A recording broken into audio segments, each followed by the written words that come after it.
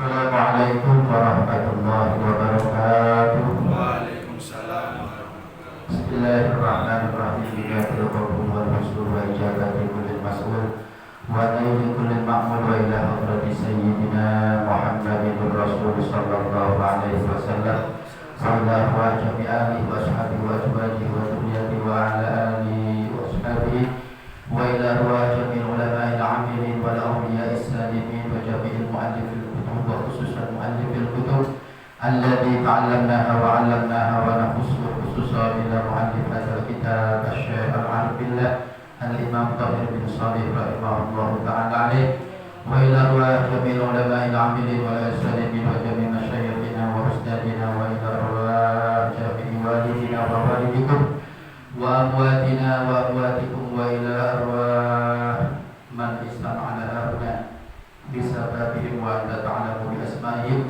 madadana ya Allah bi madadihim wa ala alaina min barakatihim wa anzir alaina ghaisa karamatihim bi jarihim indaka ya Allah iqdi hajatina dunya bil maisarah wa qdi hajatina al-akhirata bil maghfirah syai'ulillah lahumul fatihah. A'udzu billahi minasyaitonir rajim. Bismillahirrahmanirrahim. Alhamdulillahi rabbil alamin arrahmanir rahim maliki yaumiddin. Iyyaka na'budu wa iyyaka nasta'in ihdinas siratal mustaqim. Alladzina an'amta 'alaihim ghairil maghdubi 'alaihim waladdallin. Bismillahirrahmanirrahim. Alhamdulillah hasbi wa kafa wa salatan wa salaman ala habibihil mustafa wa ala alihi wa sahbihi wa man iktafa amma ba'du. Hadratul mukarramun, para alim, para kiai, para sepuh, para ustadzah, ketua RT, ketua RW, wabil khusus yang kita hormati Ketua DKM Mushola As-Syariah Bapak Eko Novianto beserta jajaran kepengurusan, jamaah sekalian yang hadir di majelis mulia ini, mudah-mudahan kita semua senantiasa dirahmati dan diberkahi oleh Allah Subhanahu wa taala. Amin amin ya rabbal alamin. Di awal kajian ini marilah sama-sama kita panjatkan puji dan rasa syukur kita kepada Allah Subhanahu wa taala. Syukur atas karunia nikmat yang tidak henti-hentinya diberikan kepada kita, utamanya nikmat iman, nikmat Islam, nikmat ihsan, dan nikmat dimudahkannya kita melangkah ke majelis ta'lim, majelis ilmu yang mudah-mudahan majelis ilmu ini menjadi sebab kita mendapatkan keselamatan di dunia dan lebih-lebih di akhirat. Amin amin ya rabbal alamin. Baiklah jamaah sekalian, kita melangsungkan atau melanjutkan kajian kitab Jawahirul Kalamiyah halaman 5 ya. Melanjutkan penjelasan kemarin tentang sifat wajib bagi Allah. Kemarin kita sudah belajar tentang sifat wajib Allah qidam dan sifat wajib Allah baqa.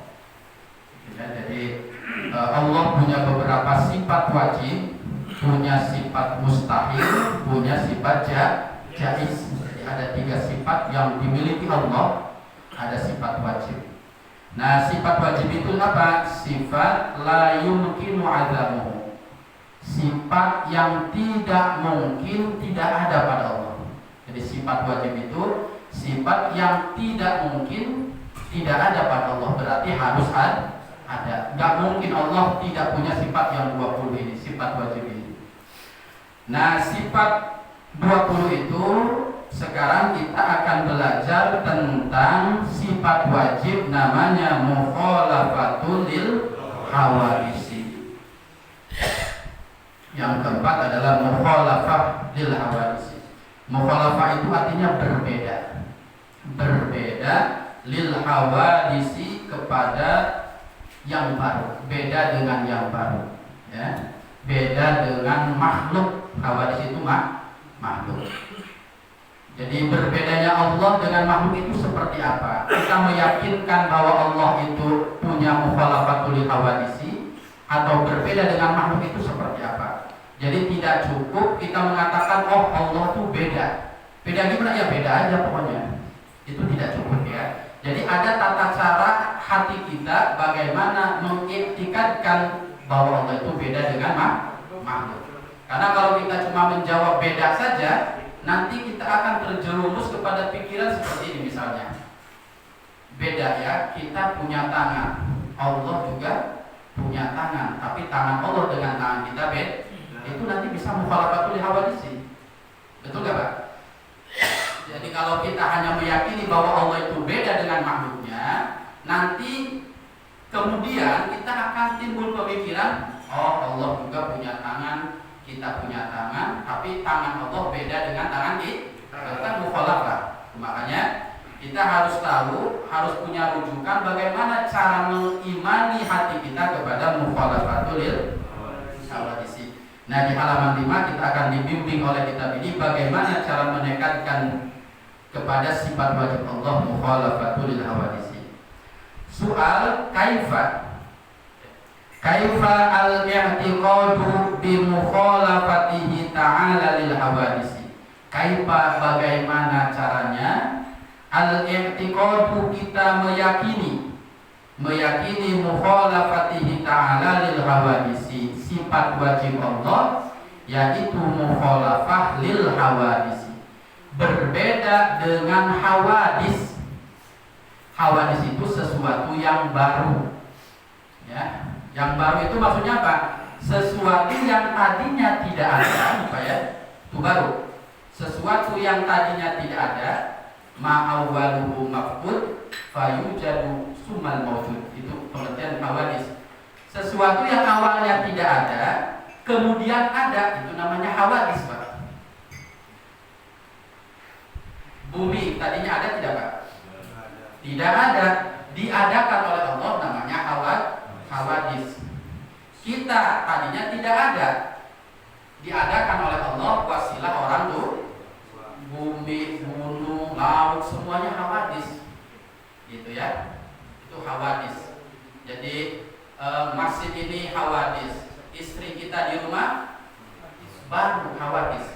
Baru apa lama Pak istrinya? Nah, kalau menurut ilmu tauhid, istri kita semuanya baru, gak ada yang lama. Tapi versi ilmu tauhid, jadi hawadis itu tadinya istri kita tidak ada, kemudian diadakan oleh Allah, berarti baru istri kita ini hawadis, gitu ya. Jadi hawadis itu artinya apa?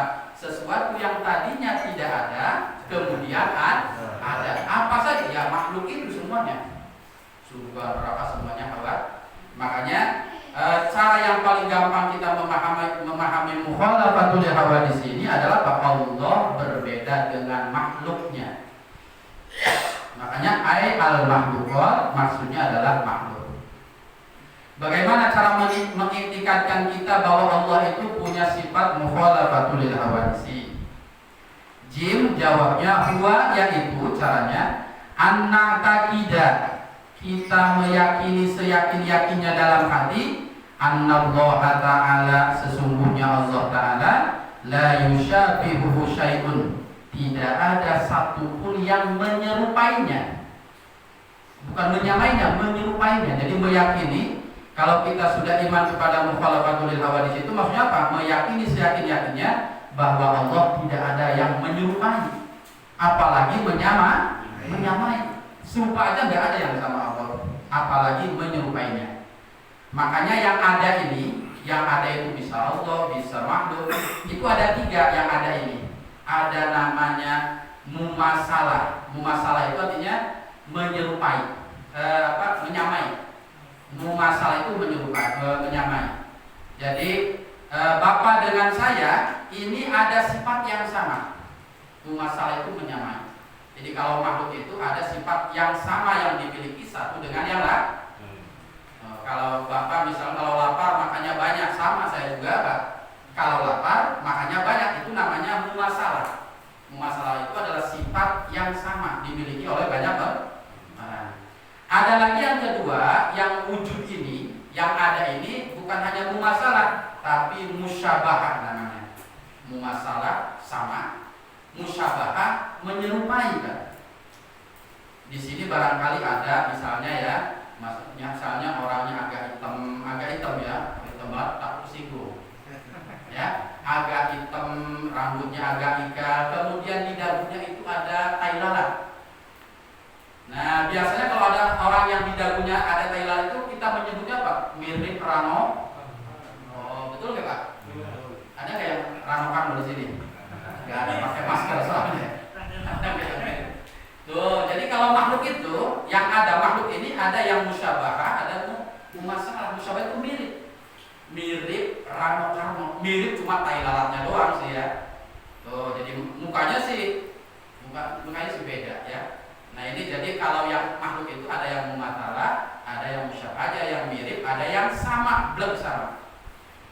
Tapi Allah itu tidak mumasalah, tidak musyabahah, tidak menyerupai, apalagi menyamai, tapi mukhalafah. Mukhalafah itu berbeda total, 100% berbeda dengan Nah, jadi mukhalafah lil hawadis itu artinya apa? Kita meyakini bahwa Allah tidak ada yang menyerupai syai'un, segala sesuatu tidak ada yang menyerupai Allah.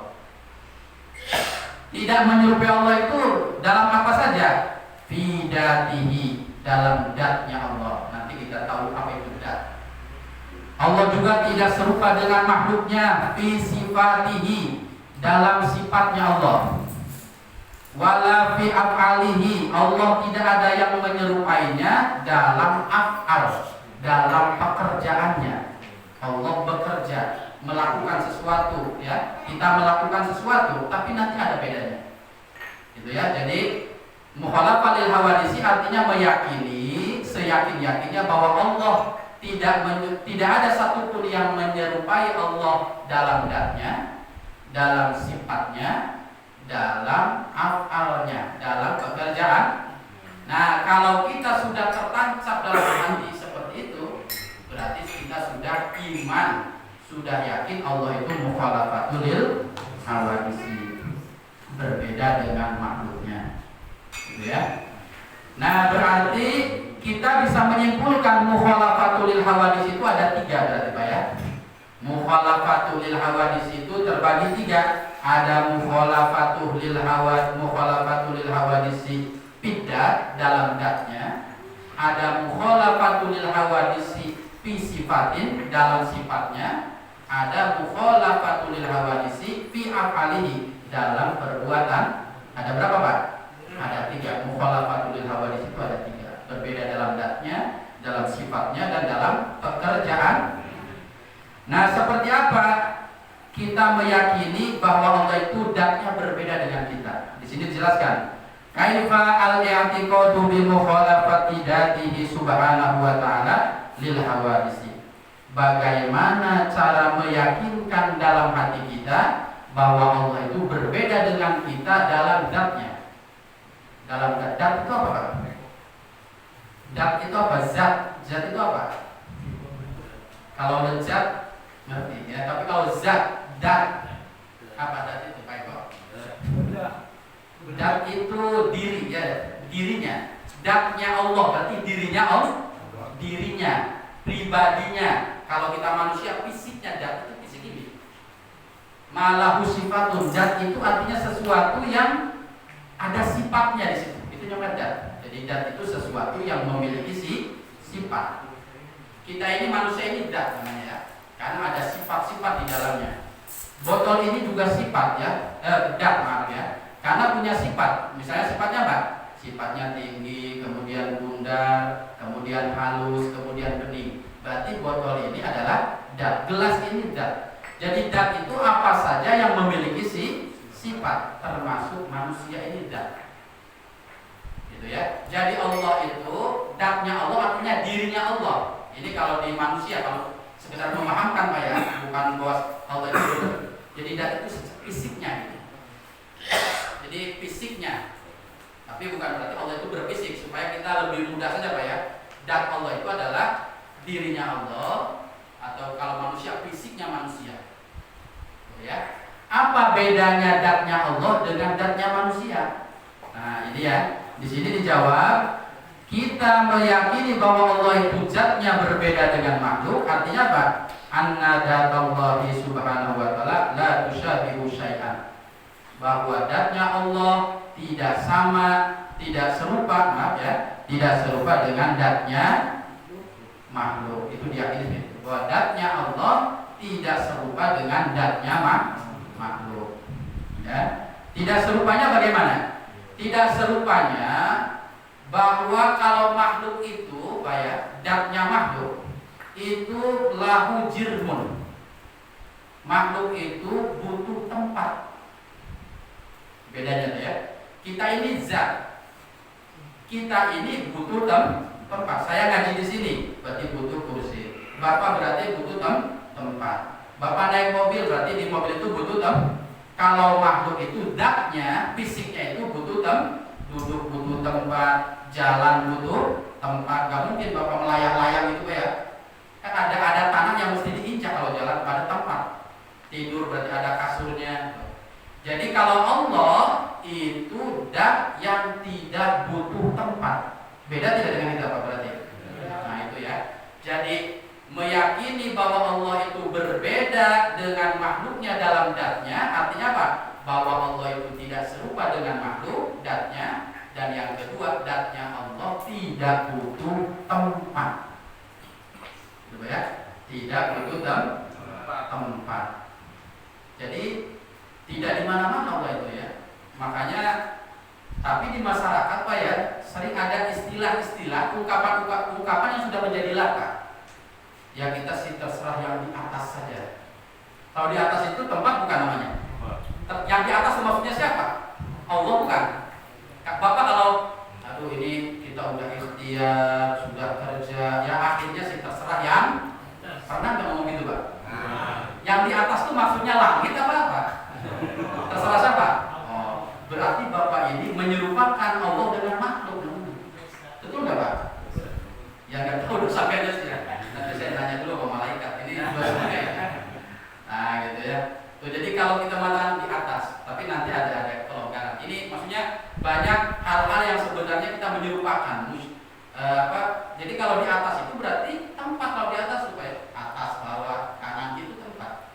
Atau ada lagi begini. Mudah-mudahan Allah itu selalu di hati kita. Hati berarti ada tempat loh ya.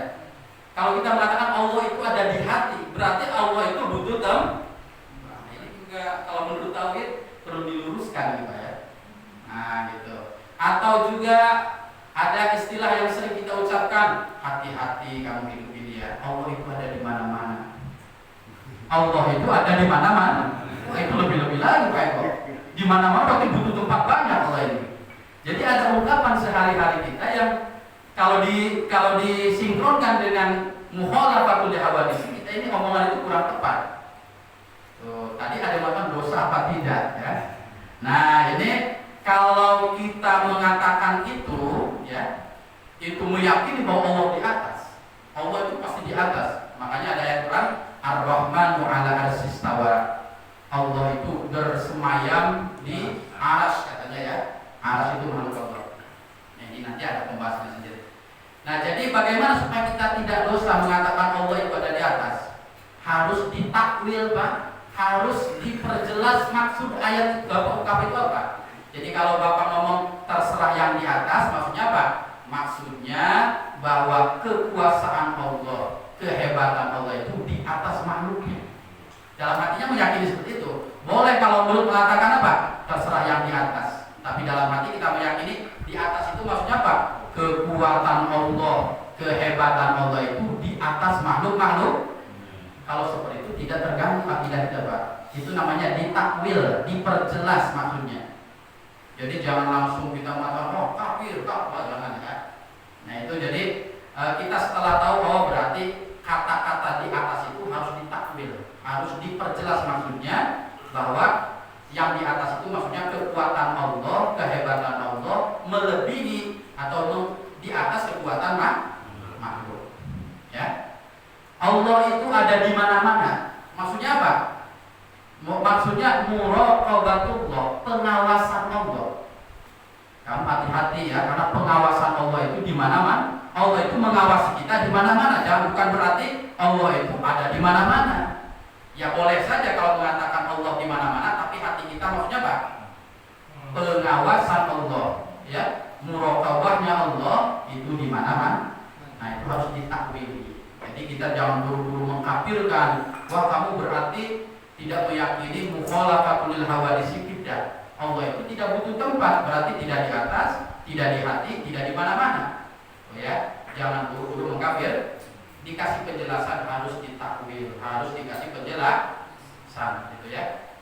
Nah ini bidat ya. Jadi bidat itu artinya apa? Artinya bahwa Allah itu berbeda dengan makhluknya. Di antara bedanya bahwa badannya Allah tidak butuh tempat. Itu artinya mukhalafatul hawadits bidat dalam tidak, Pak? Kemudian halaman 6, fakullu ma tarahu, setiap apa yang engkau lihat, au yahturu bi balika, fallahu laisa kadzalik. Laisa kamitslihi syai'un. Setiap yang engkau bayangkan dalam mata, kata ulama tauhid, yang terlintas dalam hati, ya, fallahu laisa kadzalik. Nah, ini biasanya bisikan setan itu karena kita ibadah udah tahun-tahun, puluhan tahun, akhirnya dibisiki oleh setan, kamu itu nyembah Allah, tahu Allah itu kayak apa? Nah, ini ya, selalu ada keinginan Allah itu kayak apa sih bentuknya, rupanya. Maka katakan fallahu laisa. Akhirnya kita misalkan ya, Allah itu berat, dibayang-bayang Allah itu seperti laki-laki atau gimana ya? Allah itu tinggi besar, ganteng, rambutnya kau gimana? Jadi dibayang-bayang biasanya ya. Nah, ketika ada bayangan-bayangan itu langsung katakan fallahu laisa kadzalik. Allah tidak seperti yang kita bayangkan. Nah, ini gangguannya orang yang bertauhid itu Pak ya. Selalu ada bisikan-bisikan Allah itu seperti A, seperti B, seperti fisiknya seperti ini. Jangan sampai bayang itu diikuti gitu Pak ya. Langsung katakan Allah tidak seperti itu. Jadi tidak ada kewajiban kita memahami zatnya Allah secara mendetail. Kalau manusia fisiknya gitu ya, zatnya, dirinya Allah tidak usah mendetail. Makanya dalam ilmu tauhid ada ungkapan ulama begini. Tarkul idrak wal bahsu fi datillah isyraq, gitu ya Pak ya. Ini harus dipegang ini ya. Artinya apa? Kalau kita membahas zatnya Allah, tarkul idrak, tidak memahami zatnya Allah secara sebenar-benarnya, itu berarti kenal Allah. Kali lagi saya ulang Pak ya. Tidak memahami secara mendalam tentang zat Allah berarti itu kenal sama Allah. Ciri orang yang kenal sama Allah itu tidak memahami Allah zatnya Pak ya, bukan sifat ini. Fisiknya kalau manusia ya, secara mendetail. Tidak usah. Yang penting kita apa? Yakin bahwa Allah itu punya zat, tidak sama dengan kita, tidak butuh tem, cukup begitu. Jangan dibayangkan, aduh nanti kayak kita enggak gitu ya. Itu jangan. Laisa kadzalik. Allah tidak seperti itu. Jadi tidak memahami Allah, tidak mengenal Allah secara fisik 100% itu berarti mengenal Allah. Jadi kalau Bapak mengatakan Allah itu misalnya ya, Allah itu tinggi, Allah itu besar, Allah itu gagah, berarti itu tandanya orang nggak kenal Allah kalau begitu Pak. Paham nggak Pak? Jadi yang kenal Allah secara zat adalah orang yang tidak memahami secara mendetail tentang Allah. Jadi kalau memahami 100%, nah nanti terjerumus kepada namanya isyraq. Ya, wal baksu fi datillah isyraq. Membahas zatnya Allah secara mendalam, ya, sampai akhirnya menentukan Allah jangan-jangan punya tangan, Allah jangan-jangan punya mata, itu nanti isyraq namanya, kemusyrikan Pak. Jadi tauhid ini juga dipelajari berbahaya, terlalu mendalam juga terjerumus kepada itu. Jadi yang sedang-sedang saja. Jadi ada batasan. Maksudnya belajar ilmu tauhid ini kita ingin tahu batasan yang harus kita yakini dan batasan yang harus tidak yakin. Jadi untuk zatnya Allah kita cukup meyakini bahwa zatnya Allah tidak serupa dengan zatnya kita makhluk. Zatnya Allah tidak butuh tem, cukup begitu. Jangan terlalu memperdalam. Kalau terlalu memperdalam zatnya Allah berarti tidak kenal Allah. Membahas terlalu mendalam takut tergelincir kepada kemusyrikan. Kenapa? Tergelincir kepada kemusyrikan karena kita nanti ujung-ujungnya menyamakan Allah dengan kita. Yaitu namanya nanti kesyirikan. Itu yang pertama tentang mukhalafatul hawadisi bid'ah. Itu yang pertama Pak ya.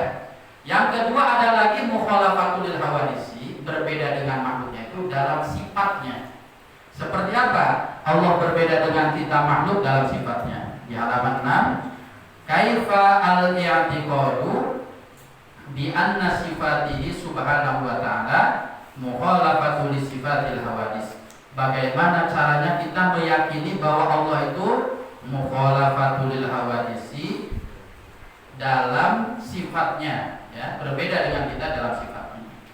Nah, ini caranya adalah apa? Jawabnya huwa yaitu anna takida anna ilma Allah Ta'ala la yushabihu ilmana. Meyakini dalam hati kita seyakin-yakinnya bahwa ilmunya Allah. Yang pertama harus yakini ilmunya Allah, pengetahuannya Allah tidak serupa dengan ilmunya kita. Allah berilmu, alim ya, berilmu, berpengetahuan, tahu maksudnya. Kita juga tahu nggak Pak? Tahu ya. Tapi tahu itu sifat, dan ilmu itu sifat yang dimiliki oleh kita, yang dimiliki oleh Allah. Tapi ilmunya Allah tidak serupa dengan ilmunya kita. Kalau ilmu kita namanya ilmu muktasab, kata ilmu tauhid. Ilmu muktasab itu ilmu yang diperoleh dengan belajar dulu Pak. Ya guru-guru kita, Ustaz Nahrawi, Ustaz Jidan, Ustaz Lutfi, jadi ustaz katanya gitu kan. Ya karena belajar dulunya bertahun-tahun ya. Tidak 2 tahun, 3 tahun, 10 tahun, mungkin 20 tahun, akhirnya punya ilmu. Kalau nggak belajar, gimana Pak? Berilmu tidak? Tidak. Tuh, kalau ilmunya kita tuh ilmu muktasab, ilmu yang diperoleh harus belajar dulu. Katanya ada yang nggak belajar, main aja tapi pintar. Namanya ilmu laduni. Ilmu laduni itu katanya apa? Ilmu yang cuma lihat cover kitabnya aja langsung nyerap apa? Download itu. Ada memang begitu ya. Itu biasanya bus itu anak-anak kiai itu. Saya kalau ke pesantren lihat anak kiai itu maaf ya, pada nakal. Tapi setelah ditinggalkan orang tuanya, ya pinternya malahin yang belajar puluhan tahun. Laduni katanya. Ya gitu ya. Laduni itu Pak bukan berarti enggak berusaha. Makanya ada kitab namanya Risalatul Laduniyah.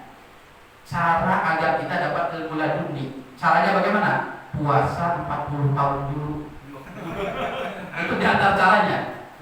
Harus puasa minimal 40 tahun dulu. Daripada daripada puasa 40 tahun, dengan ke majelis taklim aja 40 tahun ya. Pasti pintar. Kalau 40 tahun nggak pintar gimana itu?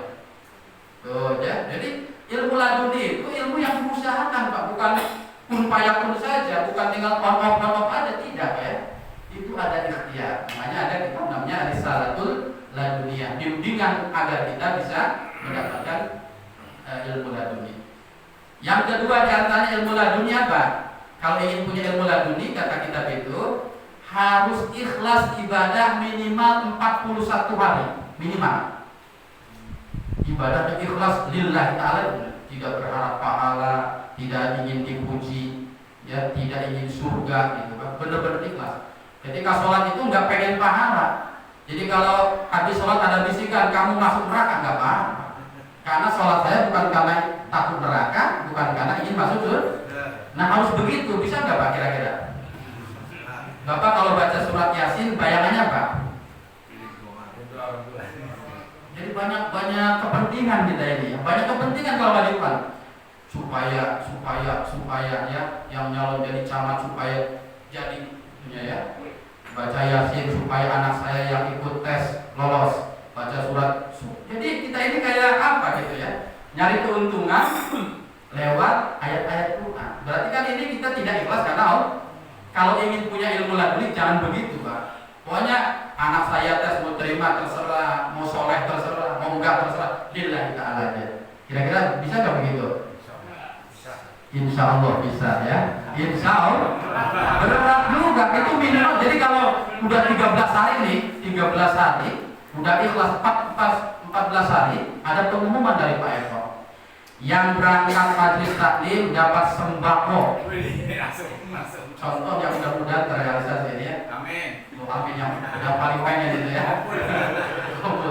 Nah dulu sih ketika belum ada pengumuman yang berangkat ngaji itu dapat sembako, lillahi ta'ala.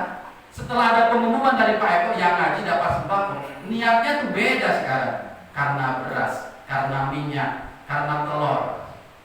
Oh gitu ya. Nah ini udah berarti setar lagi dari awal, mati kita ya. Mendingan belajar kita ya. Nah ini jadi ilmu laduni, ilmu yang muktasab semuanya juga melalui usaha. Jadi karena ilmunya makhluk itu harus diperoleh dengan belajar. Tapi ilmunya Allah tidak demikian. Doruri namanya ya. Ilmu yang tidak ditempuh dengan belajar. Itu sifatnya Allah seperti itu. Jadi meyakini bahwa ilmunya Allah tidak serupa dengan ilmunya kita. Yakini seperti itu. Wa anna qudratahu, dan sesungguhnya kekuasaan Allah la tusyabihu qudratana, tidak serupa dengan kekuasaan kita. Kita bisa melakukan sesuatu, Allah bisa melakukan sesuatu, sama-sama punya kemampuan. Saya punya kemampuan, Bapak punya kemampuan, Allah punya kemampuan, tapi kemampuannya Allah berbeda dengan kemampuannya kita. Beda semuanya sifat Allah. Kemudian apa? Irodahnya Allah, kehendaknya Allah berbeda dengan kehendaknya kita. Wa anna hayatahu la tusabihu hayatana, hidupnya Allah berbeda dengan hidupnya kita. Hidup Allah hidup enggak? Hayyun, ya, hayyun, qayyum. Allah itu hidup, tapi hidupnya Allah dengan kita beda. Kalau kita pakai hidup untuk napas, ya hidupnya. Kemudian hidup kita sih ada waktunya, 70 tahun, kalau sudah ajalnya mening. Kalau Allah kan enggak. Jadi ada sifat-sifat yang sama, tapi hakikatnya adalah berbeda. Hidupnya Allah berbeda dengan kita. Sama itu pendengarannya Allah tidak sama dengan pendengaran kita. Wa anna basarahu, penglihatannya Allah tidak sama dengan penglihatannya kita. Wa anna kalamahu la yusyabihu kalamana, firmannya Allah, ucapannya Allah, ngomongnya Allah berbeda dengan ngomongnya kita. Jadi sifat-sifat Allah, ya, ilmunya Allah, keinginannya Allah, hidupnya Allah, pendengaran Allah, penglihatan Allah, itu tidak sama dengan kita. Itu namanya kita sudah meyakini bahwa Allah itu berbeda dengan makhluk dalam sifatnya. Paham tidak, Pak? Ya. Wa sifatullahi la yataghayyar. Yang kedua juga meyakini bahwa Allah punya sifat, ya, kita punya sifat. Bedanya apa? Kalau sifat kita itu berubah-ubah, Pak. Kalau sifat kita berubah-ubah. Kalau Allah sifatuhu la yataghayyar. Ini diyakini yang kedua. Allah berbeda dengan makhluknya dalam sifatnya. Itu artinya apa? Sifatnya Allah tidak berubah-ubah, sementara sifatnya makhluk berubah-ubah. Ya, sifatnya makhluk berubah-ubah. Berubah-ubah enggak, Pak? Pagi, ya, kita semangat, agak malam udah kurang semangat. Ya. Kemudian kemarin baik, sekarang tidak baik. Sekarang tidak baik, besok baik. Sekarang istiqomah, besok. Jadi berubah-ubah sifat kita itu. Tapi kalau Allah sifatuhu la yataghayyar, tidak berubah-ubah Allah itu sifatnya. Kalau kudrat selamanya. Kalau mampu selamanya. Kalau kita umur 30 tahun masih bisa bawa beras 50 kilo, umur 30 tahun, Pak. Tapi kalau sudah 90 tahun, aduh, lihat karunia aja udah ngos-ngosan, baru lihat karunia doang. Tuh, berarti kan sifat mampunya kita ini ya baru. Kalau Allah tidak seperti itu, selamanya mampu. Tuh, itu berarti kalau kita meyakini seperti itu, kita meyakini mukhalafatul hawadisi fi sifat, namanya dalam sifat, dalam sifatnya. Tapi bagaimana katanya ada dalam hadis itu Allah itu benci, murka, ya. Kita sering mendengar hadis Allah itu murka kepada orang yang bermaksiat. Betul nggak, Pak? Allah itu senang kepada orang yang ahli taat. Itu berarti Allah juga berubah-ubah dong sifatnya, ya. Betul nggak, Pak? Senang, benci, senang, murka. Berarti kan sama dengan kita, ya. Gimana itu, Pak? Katanya Allah itu sifatnya nggak berubah-ubah. Tapi kenapa banyak hadis Nabi Allah itu senang kepada orang yang rajin ke majelis taklim, senang. Allah itu tidak senang, benci, murka kepada orang yang udah tua tapi nggak mau tobat-tobat misalnya. Allah murka. Berarti kalau demikian sifat Allah berubah-ubah dong. Ada senang, ada benci, senang. Nah, ini lagi-lagi kita harus memaknai makna senang, makna murka itu harus ditakmil, Pak. Jadi jangan letterlek kalau bahasa saya, ya. Jangan memahami teks hadis dengan seadanya lafaz. Jadi tidak ahabballahu, ketika Allah mencintai hambanya. Nah, itu mencintai itu artinya apa? Mencintai itu artinya meridhoi. Meridhoi, jadi ahabba itu artinya meridhoi. Wa idza abghadallahu 'abdan, kata Rasulullah, ketika Allah murka kepada hambanya. Jadi yang dibayangkan Allah itu marah-marah, suka marah, jangan ya. Jadi maknanya murka itu apa? Menjadikannya siksa kepada hamba itu. Kalau menjadikan siksa, menyangsi itu bukan marah, itu bentuk keadilan Allah, Pak ya. Kalau ada orang nggak sholat kena sanksi, wajar nggak, Pak? Ada orang nyuri di dunia masuk penjara, itu adil apa kan? Tidak adil kalau gitu. Tuh, makanya murka itu harus ditakwil, harus diperjelas maknanya. Maksudnya apa? Menjadikan siksa bagi orang yang melakukan maksiat. Jangan diartikan apa? Jangan diartikan bahwa Allah itu murka, benci, kemudian senang, berubah-ubah sifatnya. Nah, ini karena kalau dipahami seperti itu akan ada tabrakan pemahaman dengan mukhalafatul hawadits fi sifat.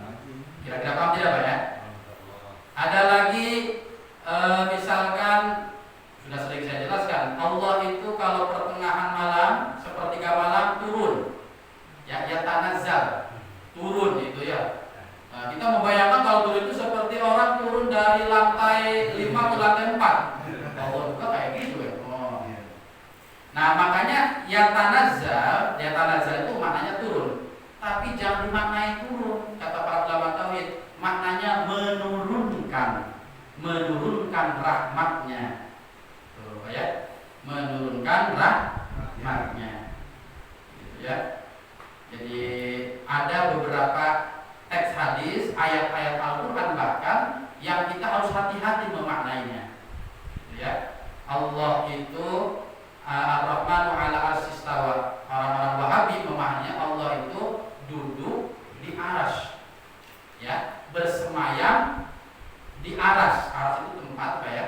Allah itu, jadi orang Wahabi termasuk Mu'tazilah itu Allah itu berarti ada duduk di arsy, bersemayam di arsy. Berarti nanti menyerupakan Allah dengan makhluk, itu nggak boleh ya.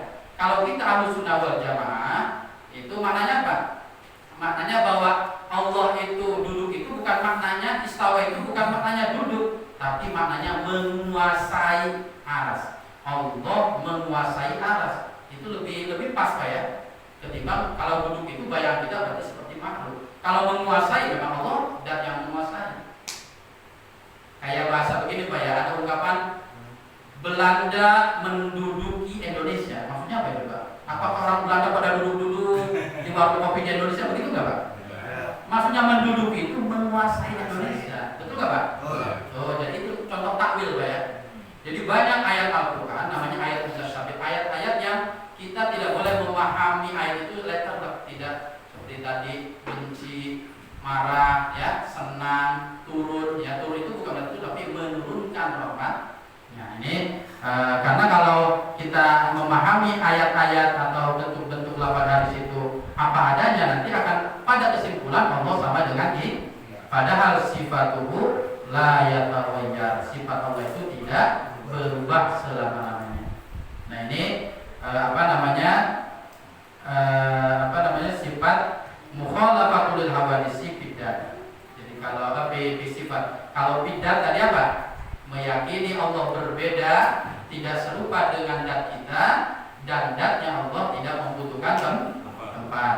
Kalau mukhalafatul hawadits sifat, dalam sifatnya bahwa sifat-sifat Allah tidak serupa dengan sifat kita. Ilmunya Allah tidak serupa dengan ilmunya kita. Kudratnya Allah tidak serupa dengan kudratnya kita, dan sifatnya Allah tidak berubah. Sementara kita sifatnya berubah ya. Dan ini perlu diyakini ya. Tidak berbentuk, tidak apa-apa. Allah itu tidak berbentuk, tidak.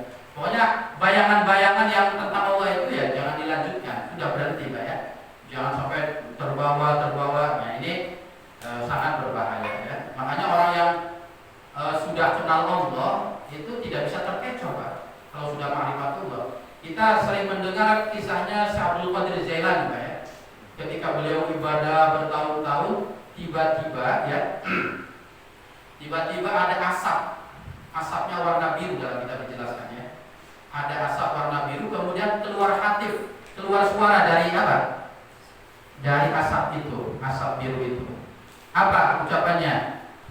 Abdul Qadir ana rabbuka. Wahai Abdul Qadir, saya Tuhanmu. Oh ya, ini populer sekali cerita ini ya. Dalam Ummul Barakah kitab-kitab tasawuf diceritakan. Aku Tuhanmu ya. Mulai sekarang ya, karena engkau sudah ibadah benar-benar kata asap biru itu, mulai sekarang kamu gak usah ibadah lagi kepada saya. Sudah cukup ibadah. Ya. Syekh Abdul Qadir Jailani dikasih omongan begitu langsung ngambil sendal katanya. Bakiyah kalau zaman dulu ya.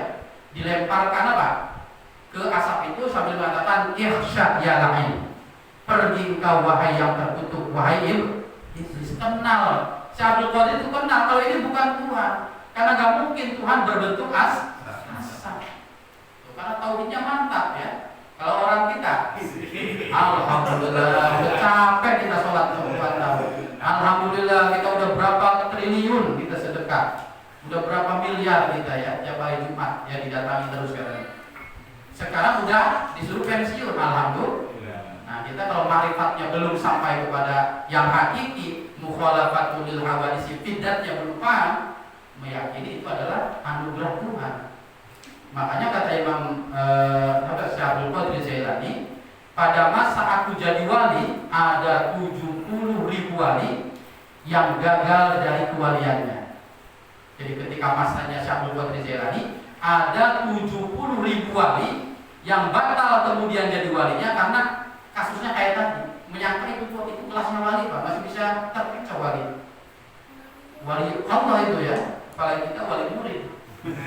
Wali Allah ada 70.000 yang dibatalkan oleh Allah kata Syekh Abdul Qadir karena terkait oleh hatib itu, suara itu. Kelasnya wali masih bisa tergoda. Ya. Nah ini karena apa? Ma'rifatullahnya, meyakini mukhalafatul lil hawadisi, bidatnya belum meyakini yakinnya. Kalau orang yang ngaji kan, oh mana mungkin Allah berupa asap. Oh, Syekh Abdul Qadir Jailani tauhidnya luar biasa. Itu ya, itu yang kedua. Yang terakhir ada mukhalafatul lil hawadisi fil af'al, dalam pekerjaannya. Yang ketiga ya. Bagaimana? Kaifa al-i'tiqadu bi anna af'alahu subhanahu wa ta'ala mukhalafatul lil af'al hawadisi. Bagaimana cara meyakini bahwa Allah itu berbeda perbuatannya dengan perbuatannya kita? Meyakini bagaimana? Bahwa Allah itu ya melakukan sesuatu tanpa butuh pelantaran, tanpa butuh bantuan, gitu ya. Jadi meyakini bahwa Allah itu mukhalafatul lil hawadisi fil af'al, artinya bahwa Allah itu kalau berbuat apa saja tidak butuh pelantaran, bila wasitatin wala alatin, tidak butuh alat, tidak butuh pelantaran, dan tidak butuh bantuan. Tuh ya. Kalau bekerja bisa nggak tanpa alat? Nggak bisa Pak ya. Bikin musola ya harus ada alatnya, harus ada macam-macam. Ya. Sampai bikin anak pun harus ada alatnya Pak. Benar nggak ini? Kayak kurang paham ini ya. Semua ada alatnya. Kalau nggak, orang sehebat apapun, sepintar apapun, bekerja pasti butuh alat. Profesor, doktor, dia pasti butuh alat. Apa komputernya, apakah alat-alat canggihnya, pasti. Kalau Allah menciptakan apa saja, tidak butuh alat. Atau dalam ilmu tauhid namanya taksir. Taksir itu apa? Menciptakan sesuatu tanpa alat, tanpa pelantara, tanpa butuh bantuan yang lain. Jadi mukhalafatul lil hawadisi artinya fil af'al, dalam pekerjaan, artinya bahwa Allah itu taksir. Taksir itu menciptakan sesuatu tanpa alat, tanpa pelantaran, tanpa butuh bantuan orang lain. Kalau kita pakai alat, pakai pelantaran, butuh bantuan orang lain. Ya, sehebat-hebatnya orang, walaupun dia ini ahli dalam bangunan apa aja, arsitek, tetap aja butuh namanya tukang yang lain, Pak. Nggak ada orang bisa berdiri sendiri. Allah tidak butuh apa-apa, ya. Allah tidak butuh namanya taksir. Jadi Allah punya pekerjaan, manusia punya pekerjaan tidak? Hakikatnya sih tidak punya, Pak. Hakikatnya kita ini nggak bisa bekerja di hakikatnya. Tapi oleh Allah diberikan kekuatan untuk bisa bekerja.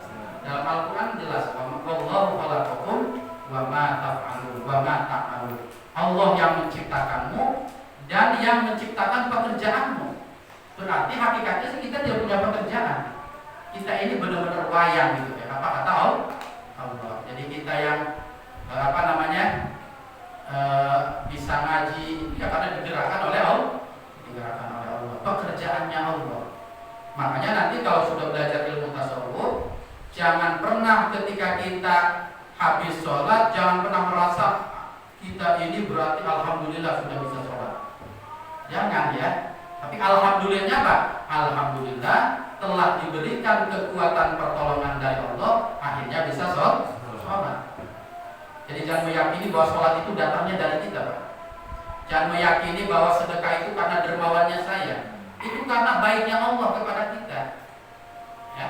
Bukan karena kita punya duit, bukan Pak ya, kita bisa dermawan. Contohnya apa? Banyak orang yang punya duit tapi nggak ngasih. Berarti duit ini bukan yang membuat kita dermawan. Oh karena kita ikut kajian terus, nggak jaminan Pak ya. Orang yang ikut kajian dermawan nggak jaminan. Murni karena pertolongan Allah. Makanya tanamkan la haula wala quwwata illa billah. Apa itu maknanya la haula wala quwwata billah? Kata Rasulullah, la haula an maksiatillah illa bi ismatillah. Tidak punya kekuatan, tidak punya daya meninggalkan maksiat kecuali atas penjagaan dari Allah. Bapak enggak zina, bapak enggak nyuri, karena apa? Dijaga oleh Allah, bukan karena bapak ada di majlis taklim, Pak. Bukan karena bapak rajin atau dekat sama ustaz, bukan. Banyak yang dekat sama ustaz misalkan karena tidak dijaga oleh Allah melakukan maksiat. Jadi la haula itu artinya apa? Saya tidak maksiat itu karena dijaga oleh Allah. Artinya la haula. Wala quwata, kata Rasulullah apa? Wala quwata fi taatillah illa bi'aunillah. Kita ini tidak punya kekuatan melakukan ketaatan illa bi'aunillah kecuali pertolongan Allah. Harus yakin. Bapak bisa kesini nih bukan karena bapak sehat, bukan. Karena ditolong Allah. Ya. Bukan karena sehat. Ya. Karena kalau karena sehat mungkin tempat ini enggak muat karena di perumahan ini banyak yang sehat atau banyak sakit kan? Semestinya sih kalau karena sehat berangkat semua masih. Tuh ya. Tapi karena aunillah pertolongan Allah.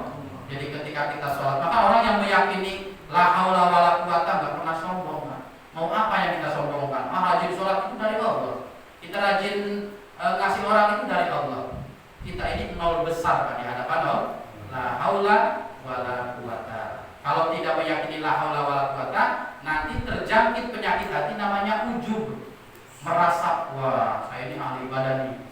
Sombong gitu ya. Ujub itu merasa lebih dari orang lain. Saya ini rajin kajian, saya ini rajin tahajud. Padahal yang menahajudkan, yang rajin itu adalah Allahu khalaqakum wa ma ta'malun. Allah yang menciptakanmu dan menciptakan apa yang kamu kerja. Jadi hakikatnya kita tidak punya apa-apa. Ya. Nah kalau Allah itu menciptakan apa saja tanpa butuh pelantaran. Innama amruhu idza arada syai'an ayyaqula lahu kun fayakun. Kalau Allah itu kalau mau bikin apa-apa kun fayakun. Ayyaqula. Ada lagi orang yang kritis Pak. Oh berarti Allah juga butuh pelantaran ngomong dong. Betul nggak? Ini kalau terus dikejar ya kita nggak sampai 2 tahun nggak selesai ini. Kalau dikejar, katanya Allah itu nggak butuh pelantaran. Tidak aroda syai'an, kalau Allah menghendaki sesuatu, ayyakula, Allah mengatakan kun fayakun. Berarti Allah itu punya pakai pelantaran kun fayakun juga. Gimana ini? Diruntuhkan lagi dari pemahaman tadi ya. Oh, gitu ya. Nanti ini perlunya ada nanti ada takwil, ada tafwid, ada taklil, ada ta'wil macam-macam ya. Jadi takwil itu harus. Jadi maksudnya ayat ini apa? Innama amruhu idza arada syai'an yaqulu lahu kun fayakun itu jangan diartikan Allah butuh pelantaran, tapi apa? Allah itu mudah sekali menciptakan sesuatu, mudah kun fayakun itu artinya apa ya? Karena kalau kita mengatakan Allah itu menciptakan sesuatu, mengucapkan kun fayakun, berarti Allah butuh wasilah, Allah butuh alat. Makanya ayat ini harus dimaknai bahwa Allah kalau menginginkan sesuatu, menciptakan sesuatu itu menciptakannya dengan mudah. Semudah mengatakan kun fayakun. Apa ya? Nah ini itu tujuannya ngaji itu begitu Pak ya. Jangan ikut umum. Umumnya orang kan mengatakan kun fayakun. Ya, seperti ada ayat Quran yang sering dipahami nih Pak ya. Innallaha la yughayyiru ma biqaumin hatta yughayyiru ma bi anfusihim. Allah itu tidak akan merubah sebuah kaum kecuali kaum itu merubah sendiri. Seakan-akan bahwa manusia itu punya kekuatan untuk merubah. Padahal yang merubah itu siapa? Kita kalau di depan anak-anak, Allah itu nggak akan merubah kamu kecuali kamu sendiri yang merubah. Gimana itu maksudnya? Jadi seakan-akan Allah itu nggak bisa merubah kamu, seakan-akan. Betul nggak Pak? Nah nanti ada pembahasannya di bab lain. Itu nanti masuk Qadariyah, Jabariyah dan lain sebagainya. Nah kemudian wa annahu la yaf'alu syai'an lihtiyaji ilaihi. Yang ketiga, bedanya lagi bahwa tadi Allah itu tidak butuh pelantaran kalau menciptakan sesuatu atau bekerja sesuatu, tidak butuh alat. Kemudian Allah itu kalau bekerja, wa annahu la yaf'alu syai'an lihtiyaji, menciptakan sesuatu itu tidak apa? Bukan karena butuh sesuatu itu. Jadi mukhalafatul lil hawadits fil afal itu meyakini bahwa Allah itu tidak menciptakan sesuatu karena butuh itu, bukan. Jadi Allah kalau menciptakan manusia bukan karena Allah butuh manusia, bukan. Itu irodahnya Allah saja. Paham nggak Pak? Wa ma khalaqtul jinna wal insa liya'budun, agar kamu beribadah. Bukan Allah butuh ibadah, agar kamu beribadah, agar kenal Allah. Liya'budun itu agar kenal Allah. Ya, jadi wa ma khalaqul jinna wal insa illa liya'budun. Aku ciptakan jin dan manusia untuk mengenalku, bukan untuk ibadah kepadaku. Menurut Mutawi tapi ya, illa liya'budun, kecuali untuk mengenal ma'rifatullah maksudnya. Ya'budun itu bukan jungkal-jungkal ibadah itu, tapi Anda kenal kepada Allah. Ya. Nah ini Allah itu kalau menciptakan sesuatu, bikin sesuatu, yang diciptakannya itu Allah gak butuh sama itu. Kalau Bapak bikin rumah, berarti butuh gak sama rumah? Butuh sama rumah gitu kan. Bapak apalagi bikin kandang ayam misalkan, karena butuh agar ayam Bapak di situ. Bikin apalagi garasi mobil, karena butuh garasi. Kalau makhluk itu begitu ya, menciptakan sesuatu karena butuh. Kalau Allah la yaf'alu syai'an lihtiyaji ilaihi. Allah itu kalau menciptakan sesuatu tidak butuh kepada yang diciptakannya. Tidak butuh makhluk, tidak butuh, semuanya tidak butuh. Karena nanti Allah punya namanya qiyamun bi nafsihi, berkaitan nanti ya. Kemudian yang terakhir wa annahu la yaf'alu syai'an abasan ay bi ghairi faidatin. Dan yang terakhir mukhalafatul lil hawadits itu juga harus meyakini bahwa Allah itu tidak menciptakan sesuatu yang tidak ada faedahnya. Semuanya ada manfaatnya. Sampai nyamuk pun Pak, ada manfaatnya enggak? Ular ada manfaatnya enggak? Amin. Iya, pokoknya bibak, babi semuanya ada. Pokoknya makhluk Allah itu enggak ada ya. Rabbana ma khalaqta hadza batila. Tidak ada yang batil, semuanya ada manfaatnya. Tuh, jadi ciptaan Allah itu ada manfaatnya. Yang diciptakan Allah tidak butuh kepada ciptaan itu. Ya, menciptakan sesuatu Allah tidak memakai bantuan, tidak memakai alat, tidak memakai pelan, tidak butuh bantuan. Katanya ada dalam Al-Quran, inna khalaqna, kami menciptakan. Allah itu dalam Al-Quran mengatakan inna khalaqna, saya menciptakan langit dan bumi. Kami, bahasanya kami, berarti kami itu banyak enggak? Tuh, ini ada ayat begitu ya. Kami menciptakan. Ada orang yang memahami kalau kami itu berarti bareng-bareng dong bikin langit dan bumi. Berarti Allah butuh kepada yang lain? Ini juga harus kita jawab ya. Khalaqna di situ artinya apa? Bukan kami itu artinya mu'adzam nafsa, untuk mengagungkan dirinya. Bahwa kekuatannya seperti banyak itu. Jadi banyak ayat-ayat Al-Quran yang kalau kita tidak ngaji akan terjerumus Pak. Itu pentingnya ngaji. Jadi kesimpulannya, di antara sifat wajib Allah adalah mukhalafatul hawadisi, berbeda dengan makhluk.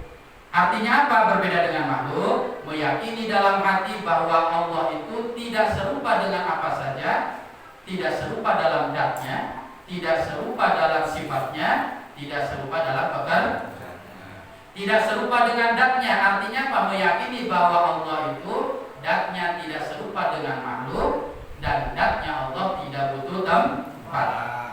Kemudian mukhalafatul hawadisi fi sifat, Allah berbeda dengan makhluknya dalam sifatnya apa? Bahwa sifatnya Allah tidak berubah sementara makhluk berubah. Sifatnya Allah, pendengarannya, penglihatannya, kekuasaannya tidak sama dengan kita. Yang terakhir, mukhalafatul hawadisi fil af'al, berbeda dengan makhluk dalam pekerjaannya, bahwa pekerjaan Allah itu taksir namanya. Taksir itu tidak butuh alat, tidak butuh pelantaraan, tidak butuh bantuan orang lain. Yang diciptakan Allah, Allah tidak butuh sama ciptaannya. Dan semua yang diciptakan Allah la yaf'alu syai'a abasan, tidak ada satupun yang tidak bermanfaat, semuanya manfaat. Nah itu mukhalafatul hawadisi. Kira-kira paham tidak Pak? Paham ya. Barangkali ada yang yang ditanyakan berkaitan dengan mukhalafatul hawadisi. Ustaz, ini di luar Ustaz, tapi ada hubungan juga Ustaz. Jadi gini, di satu sisi Allah itu menyeru atau memerintahkan hambanya untuk bertakwa bersedia. Tapi saya pernah dengar Ustaz, tolong barangkali ini ya, kalau ada salah tolong diurus ya. Saya pernah mendengar ya, mungkin di diskusi ya, Allah juga seandainya penduduk bumi ya katakanlah taat semuanya Ustaz, itu Allah akan mengganti umat yang baru yang berbuat salah Ustaz. Monggo dijelasin Ustaz. Terima kasih. Jadi apa dalam hadis kursi Allah itu? Ini satu sisi Allah itu memerintahkan hambanya untuk bertakwa, tapi di satu sisi saya pernah dengar apa di hadis kursi atau di Al-Quran Allah juga berfirman seperti ini Ustaz. Seandainya penduduk bumi itu beriman semuanya, Allah juga akan mengganti makhluknya dengan makhluk yang dengan hambanya yang berbuat dosa. Itu gimana Ustaz? Itu ada beberapa hadis seperti itu, hadis kursi betul ada ya. Tapi ada hadis yang lebih pas ini ya, yang mungkin lebih pas ya. Itu ada hadis Rasulullah yang mengatakan ma min yaumin illa ba'da syarr. Tidak ada hari kecuali setelah hari itu semakin buruk keadaan manusia itu. Sekarang kita baik semua misalkan. Sekarang baik, ada yang mau ngaji, ada yang mau ke taklim, tapi nanti akan ada masa diganti oleh Allah keadaannya buruk sekali. Ini sebenarnya sama ya Pak, cuma redaksi. Kalau tadi kursi betul seperti itu ada. Kalau ini hadis nabawinya, hadis Rasulullah. Kursi kan firman Allah yang disampaikan oleh lidah Rasulullah. Lalu kalau hadis nabawi memang ya hakikatnya dari Allah semua ya, tapi tidak ada instruksi langsung dari Allah. Nah kata Rasulullah, tidak ada hari kecuali setelah hari itu semakin buruk keadaan itu. Jadi kita baik sekarang, tapi nanti pada ada saatnya tergantikan oleh masa yang buruk. Dan itu sudah sunnatullah. Jadi sebenarnya tidak ada kondisi di mana orang itu baik semua, juga ada. Jangankan kita 14 abad yang lalu, zaman Nabi saja ada Abu Jahal, Pak ya. Ada Abu Lahab dan abu-abu yang lain ya. Nah itu Abu ya. Abu Jahal sekarang ya. Pokoknya abu-abu itu kan. Tapi tidak semua abu ada Abu Bakar yang baik ya. Jadi sebenarnya dunia ini memang tidak steril dari kemaksiatan. Makanya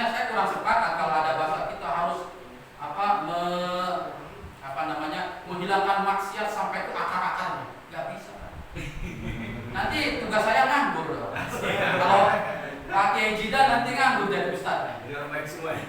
Udah baik semua, ngapain punya ilmu? Karena sunnatullahnya kemaksiatan itu selamanya akan ada, kebaikan itu akan selamanya ada.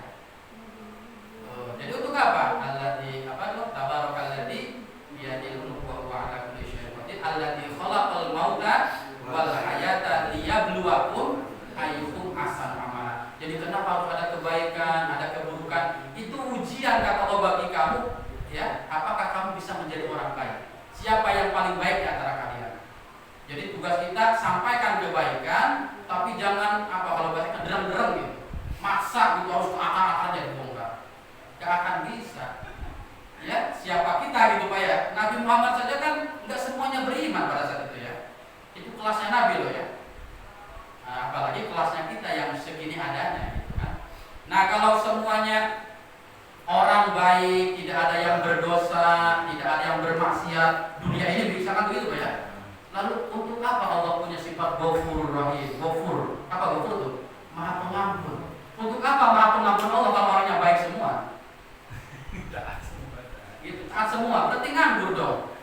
Allah kan innallaha Ghafurur Rahim. Allah itu Maha pengampun. Karena apa? Karena Allah tahu ada makhluknya yang suka ke diskotik itu, ke maksiat itu. Jadi kalau kita ingin dunia ini steril dari keburukan, berarti secara tidak sadar kita sedang menonaktifkan sifat Ghafurnya Allah. Paham nggak Pak? Jadi ya sudah, yang dakwah saja ya, yang pengen baik-baik saja, nggak usah kita berantas korupsi sampai ke akar-akarnya, nggak bisa Pak, nggak bisa sampai ke akar-akarnya tuh, karena korupsinya udah kita Wahabi lawan sampai tetap ada lagi nanti dalam bentuk yang lain. Ada bahasanya dulu ada Khawarij, sekarang ada Neo Khawarij. Neo itu berarti yang baru lagi dalam bentuk yang lain. Jadi biar kitanya enak gitu, kalau film baik, kalau film gak ada berantemnya kan gak enak kan. Kita ini kan panggung sandiwara gitu gini. Jadi memang ada lika-likunya gitu kan. Kalau semuanya taat, tapi nggak apa-apa, kita ini berharap tuh nggak apa-apa, tapi jangan maksa jangan maksa harus baik. Saya ini kalau dakwah harus didengar orang, harus pintar semua, nggak boleh ya, nggak boleh. Jadi sampai Nabi sendiri ditegur oleh Allah ketika dakwah kepada paman-pamannya, sampai kepada kakeknya ya, Abdul Muthalib, kenapa nggak beriman? Ya, kenapa nggak beriman? Ya Allah, sampai kayak orang, kenapa kakek saya sendiri nggak beriman? Kata Allah Pak, innaka la tahdi man ahbabta walakinallaha yahdi man yasha. Kamu itu siapa Muhammad, kalau bahasa kita ya, kata Allah. Kamu itu siapa, pengen orang baik semua, kamu itu siapa? Itu Nabi saja ditegur Pak, maksa orang pengen baik semua tuh. Karena saya ini dakwah kepada orang lain, kakek saya nggak beriman. Ya Allah, ini gimana saya ya? Kan banyak gitu ya, ahli dakwah tapi misalkan anaknya gitu kan ya, Nabi Nuh saja kan anaknya gimana gitu ya. Jadi innaka la tahdi man ahbabta walakinallaha yahdi man yasha. Engkau Muhammad, kata Allah, tidak akan bisa berubah orang lain, tidak akan bisa memberi hidayah kepada orang lain, karena yang memberi hidayah itu adalah Allah. Jadi tugas kita menyampaikan. Jadi apa yang disampaikan Pak Eko tadi betul adanya, bahwa nanti akan ada masa manusia itu buruk semua, betul ya. Karena mamin yaumin illa ba'dahu syarrun, tapi itu adalah alamiah saja sudah ya. Kenapa gitu, enggak usah ya. Itu adalah kehendak Allah, memang seperti itu. Dan kenapa ada yang buruk? Ya karena itu, karena Allah ingin membuktikan ghafurnya ya. Kita juga tetap dalam kondisi yang baik ya, karena hakikat hidup ini adalah ujian ya. Siapa yang baik di antara kita? Kalau begitu ya, coba ya. Mudah-mudahan dipahami. Ada yang lain ya?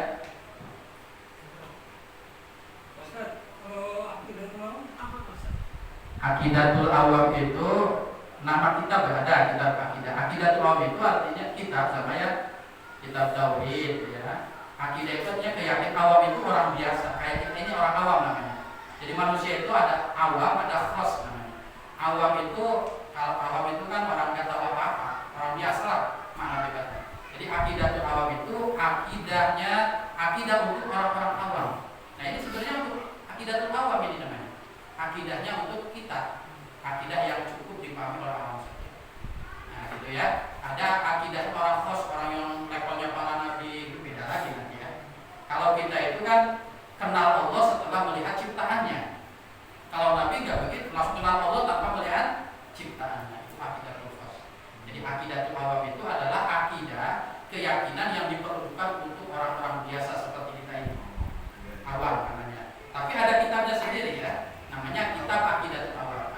Ada Bismillahirrahmanirrahim itu di pesantren diajarkan kitabnya ya. Sifat 20-nya masuk situ. Iya ada. Akidatul awam itu diatas sifat 20, sifat mustahil 20 atau akidah sekat itu ya yang 50 itu. 20 sifat wajib, 20 sifat mustahil, 1 sifat jahil. Sekat itu 50. Ini bukan 25. Selawe kalau boleh masih ya. Sudah selama di Bekasi jadi lupa bahasa Jawa ya. 20. Nah, gitu ya, 40 nanti sekat itu nanti sifat rasulnya ya. Rasulnya wajib 4, kemudian mustahilnya 4, jahilnya juga sama. Jadi 41 tambah 9 jadi sekat 50. Kalau suwidah berapa, Pak? Ada orang jawab enggak? 60 kalau suwidah ya. Ya, itu suwidah, sekat, ya itulah. Kalau Pak Eko orang jawab kan, Pak? Soalnya udah bocap, udah cepat-cepat sekarang ngomongnya ya. Nah, sampai beda. Jadi akidah itu ya itu ya, akidah untuk orang-orang. Artinya orang awam kalau paham itu aja udah cukup akidahnya gitu ya. Tapi kalau untuk orang-orang khas, apalagi khawas yang di atas itu ya beda. Kalau penyusunnya sifat 20 katanya dari Indonesia Penyusun ya. Kalau sebenarnya begini ya, sifat wajib itu sudah ada pada masa Rasul. Tapi belum dikatakan sifat 20 belum. Jadi Rasul juga dulu mengatakan pada saat Allah itu ada, betul nggak? Ya, betul. Kemudian Allah itu kidam, udah ada. Tapi istilah ilmu tauhid belum ada. Bahwa sifat 20 belum ada. Nah, mulai ada itu istilah sifat 20 atau istilah sifat itu pada masa disusun maksudnya ya, disusun oleh Imam Abu Hasan Al-Asy'ari dan Abu Mansur Al-Maturidi. Imam Asy'ari itu ya, Asy'ariyah kita disebutnya. Ahlussunnah wal Jamaah ini disebut kelompok Asy'ariyah dan Maturidiyah namanya. Itulah ulama yang pertama kali menyusun sifat wajib 20. Kalau tauhidnya sudah ada pada zaman Nabi, ya sudah ada, tapi istilah ilmu tauhid belum ada. Istilahnya oleh ulama karena ini menerangkan tentang keesatuan dinamakan ilmu tauhid. Kayak harokat aja kan pada zaman Nabi belum ada Pak ya. Huruf, titik, nukta itu belum ada. Oleh Aswad Abu Ali, wah ini kalau nanti 2021 ya, ini kalau nggak ada titik, nggak ada harokat, orang nggak bisa baca Quran ini ya. Yang ada harokatnya aja ada ya. Ada yang susah gitu kan. Makanya atas ijtihadnya Imam Abu Aswad Abu Ali ada yang mengatakan Imam Khalil Al-Farahidi ya, hanya diciptakan syakal harokat gitu kan untuk membantu. Ya bid'ah sih bid'ah bener Pak. Wah itu berarti bid'ah ya bid'ah, tapi bid'ahnya yang baik. Ya, coba lebih rusak mana nanti daripada mending bid'ah apa mendingan orang nggak ngerti Quran nanti baca aja nggak bisa, apalagi memahami Islam akan gulung tikar gitu ya. Makanya bid'ah itu tidak bisa, kalau bid'ah itu dolalah nggak bisa ya. Bid'ah itu ada bid'ah yang baik, ada bid'ah yang tidak baik. Bid'ah yang tidak baik sholat zuhur 5 rakaat ya. Itu bid'ah Rasulullah nggak pernah. Kalau bid'ah yang baik, ini ada ini ya. Kemudian ada musola bagus, ada keramik bersih gitu kan. Kalau dulu zaman Nabi pakai keramik nggak? Berarti bid'ah kita ini. Kalau dikatakan bid'ah itu semuanya tersesat, bid'ah itu semuanya di neraka, waduh kita ini gimana? Udah capek-capek ibadah masuk neraka juga. Makanya sudah nggak bisa dibantah kalau bid'ah itu pasti ada bid'ah baik, ada bid'ah buruk. Tidak seperti kawan-kawan kita yang di sebelah, kullu bid'atin dolalah wa kullu dolalah finnar. Bid'ah itu semuanya tersesat, yang tersesat pasti di neraka. Udah kita neraka semua diponis. Gue gitu capek-capek itu ya. Makanya nanti kullu setiap itu maknanya kata orang pesantren, kul itu maknanya bukan jami tapi bakdun. Nah ini nanti lebih dalam lagi Pak ya. Jadi kullu bid'atin setiap bid'ah itu maknanya bukan setiap Pak, kullu di situ. Itu adalah Pak itlaqul juz'i wa iradatul ba'di nanti dalam ilmu mantik namanya Pak ya. Jadi maksudnya kullu bid'atin dolalah itu sebagian bid'ah itu ada yang tersesat Pak Eko ya. Jangan diartikan setiap yang bid'ah itu tersesat, jangan. Karena kullu di situ bukan artinya setiap, bukan makna kul, tapi makna ba'din, makna sebagian. Gitu ya. Makna sebagian. Jadi kullu bid'atin artinya apa? Sebagian bid'ah itu ada yang dolalah, seperti sholat zuhur 5 rakaat atau sholat taraweh di bulan Syawal. Gimana ini? Kan ada aturan gitu ya. Rajin amat. Nah itu jadi panjang lebar akhirnya ya. Jadi tadi apa? Aqidatul awam dengan apa? Sifat 20 itu mulai ada pada masa itu ya. Tapi sifat 20 itu di Indonesia dibahasakan dengan akidah awam, akidah sektat itu biar lebih mudah saja, intinya sama. Jadi kalau pertama yang menyusun tadi Abu Hasan Al-Asy'ari namanya dengan Imam Abu Mansur Al-Maturidi atau disebut aliran Asy'ariyah, aliran Maturidiyah, atau yang lebih kenal dengan aliran Aswajar, Ahlus Sunnah wal Jamaah gitu ya. Kemana lagi belum ada pas ulama itu. Paham ya? Ada lagi?